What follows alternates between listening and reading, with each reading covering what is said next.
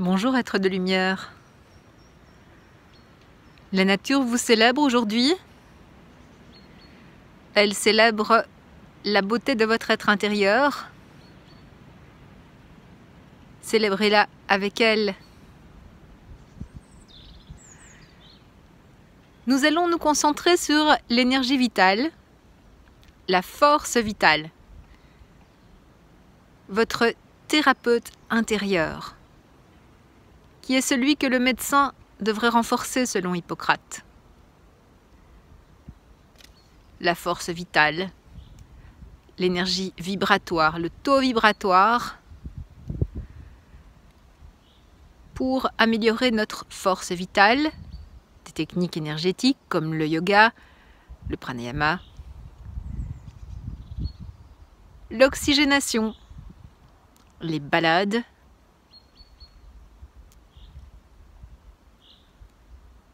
l'alimentation, alimentation vivante, la qualité de la digestion. Dans l'intestin se trouve 80% de notre système immunitaire. Il est donc essentiel de veiller à la fluidité du transit.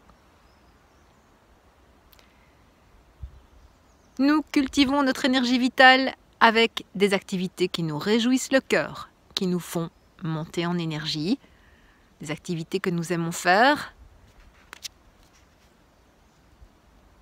des personnes que nous aimons fréquenter. Écartons le reste.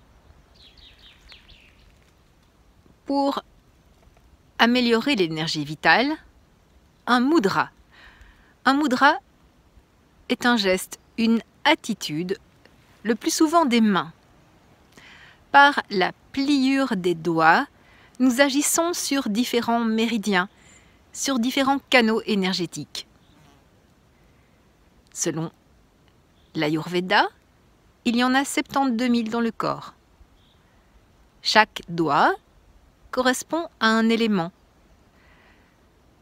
En agissant sur les méridiens, par les pliures des doigts, nous transformons l'énergie du corps et de l'esprit.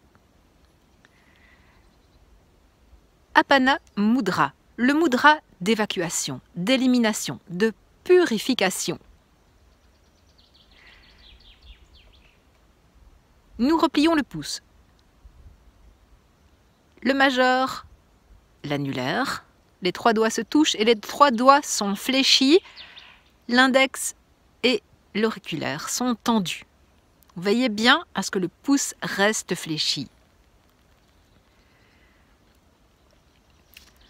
Apana Mudra est excellent contre les flatulences, la stagnation, l'élimination des toxines, l'anurie, l'incapacité à transpirer.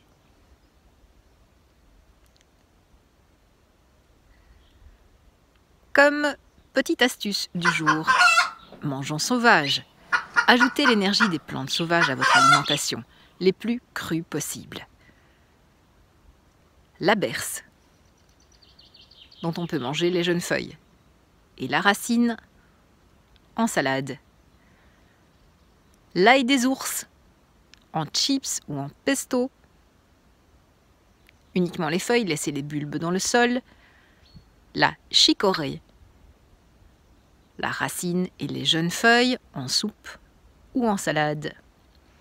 La carotte sauvage, la feuille, la graine, la racine sont excellents. Elle est reconnaissable par la petite mouche noire au milieu de la fleur. Le lamier blanc, une sorte d'ortie avec des fleurs blanches.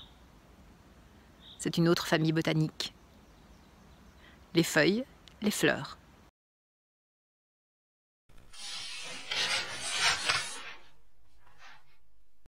Voici 8 leçons du zen pour vivre dans l'instant. Première leçon. Se contenter de s'asseoir et d'observer ce qui se passe. Notre myopie spirituelle fait que nous cherchons souvent loin ce que nous avons en réalité tout à côté. Le zen nous apprend à nous asseoir et à embrasser l'instant sans plus d'ambition. Si nous sommes en compagnie d'autres personnes, félicitons-nous de cette présence comme d'un cadeau. Deuxième leçon. Savourer le moment présent comme si c'était le dernier.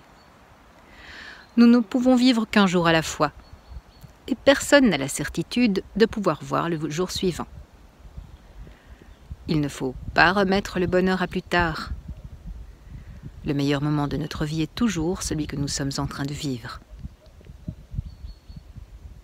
3.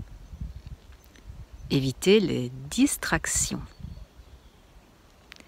Un vieux proverbe dit que celui qui chasse 2 proies à la fois n'en prend aucune. C'est ce qui nous arrive lorsque nous essayons de poursuivre une conversation tout en jouant sur notre portable.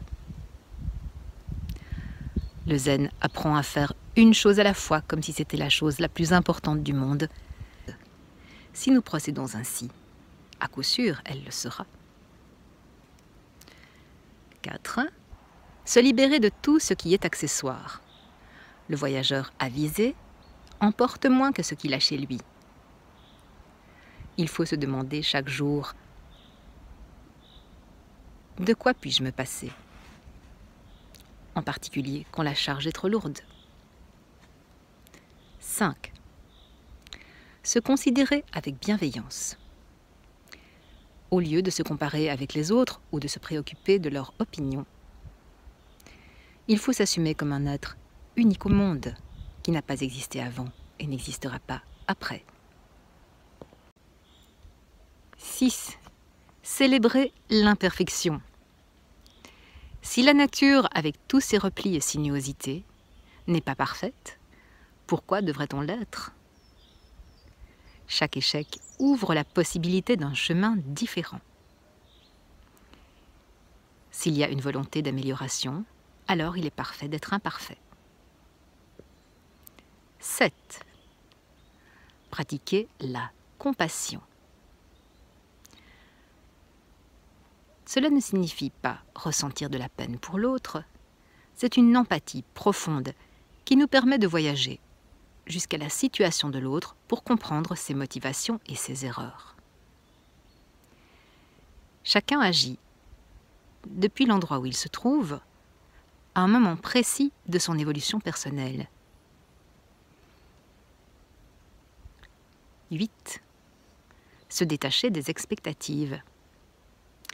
Faire des pronostics et attendre que surviennent des choses déterminées sont des manières de tuer le moment. Les expectatives sont comme l'emballage qui nous empêche de voir le cadeau. Une fois que nous nous en libérons, le présent s'offre à nous dans toute sa splendeur.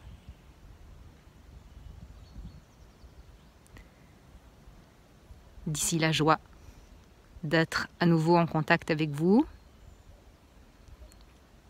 je vous souhaite joie, lumière, paillettes, trompettes. D'ici la fois prochaine.